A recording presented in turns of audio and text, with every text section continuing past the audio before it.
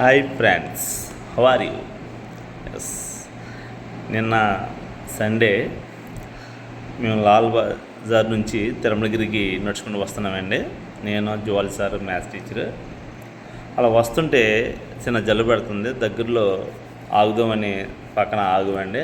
అక్కడ band shop ఉంది కావచ్చు. ఆ బ్యాండ్ షాప్ ఉంటే ఆ తాగుమోతోడు యొక్క సంభాషణ చూసి మాకు నవ్వు వచ్చిందండి. వాడు చెప్పిన దాంట్లో కూడా కొంచెం న్యాయం అనిపించింది.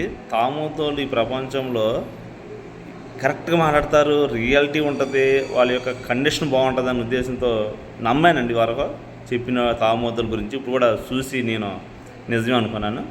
అదేంటంటే వాడు ఒక బ్రాందీ చేస్తా 1 గ్లాసు 3 వాటర్ ప్యాకెట్స్ చేతితో పట్టుకుని ఆ పక్కన చికెన్ పకోడీ వేసే దగ్గర నుంచుని వాడు కట్టమన్నాడు అనుకుంటా, మాకు తెలియదు, మేము చూసాం. ఈలోపు వాడు కట్టకుండా వేరేవాడు కట్టాడు. 50 రూపాయలు కోడి పకోడీ అనుకుంటా. కట్టితే నేను ఎంతసేపు నుంచున్నాయి ఇది పట్టుకుని అంటే వాడు కొంచెం సీరియస్గా సమాధానం చెప్పారు. దానికి ఆఫ్టర్ తాగుమోతాడు అన్నాడంట.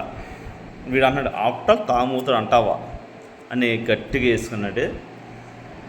మీ వాటర్ ప్యాకెట్ వాడిని మేమే బతికించాలా, వాటర్ గ్లాస్ తాగేవాడిని మేమే బతికించాలా, నువ్వు కొన్న ఆయిల్ ప్యాకెట్ మేమే బతికించాలి, వాడిని మేము కొనకపోతే నీ బతికే లేదు, ఆఫ్టర్ ఆల్ తాగుమోతాడు అంటావా అని వాడిని గట్టిగా వేసుకున్నాడు. ఈలో మాకు నవ్వు వస్తుంది. మేము మమ్మల్ని చూసి వాడు ఇంకా రెచ్చిపోయాడు. ఆఫ్టర్ ఆల్ తాగుమోతాడు అంటావని వాడిని గట్టిగా వేసుకున్నాడు. నువ్వు ఎప్పుడో పోసిన ఆయిల్ అది ఎప్పుడుదో మాకు తెలీదు, ఆ కోడి బతికిందో సచ్చిందో తెలీదు, నువ్వు కోడి పొగడు వేసేస్తాను మేము వంటలా. అడోడు కొనమని తాగుమోతోడు కాకుండా నీ దగ్గర వేరే వాడు కొనమని వచ్చి అది ముందు మాకు ఇచ్చుకోవాలి, మేము వెళ్ళిపోతాం వాకుండా, వాళ్ళకి మమ్మల్ని కలిగితే ఇలాగే ఉంటుంది అన్నాడు.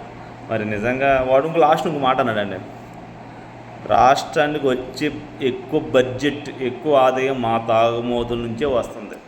బ్రాందీ షాప్కే కాదు, ఎన్ని సిగరెట్ అమ్మేవాడికి, అగ్గిపెట్టి అమ్మేవాడికి మేము కొంటేనయ్యి. తాగితే సిగరెట్ తాగాల, తాగితే చికెన్ పొగుడియో స్టఫ్ ఏదో తినాలా, తాగితే వాటర్ ప్యాకెట్ కావాలా, తాగితే గ్లాస్ కావాలా. ఇన్ని ఒక్క బ్రాందీ షాప్ కోసం ఇన్ని చూసుకో కొనవలసి వస్తుంది అని అంటే ఆ సన్నివేశం వేరబ్బా నేను చెప్పేదానికంటే నాకు చాలా నవ్వు వచ్చిందండి.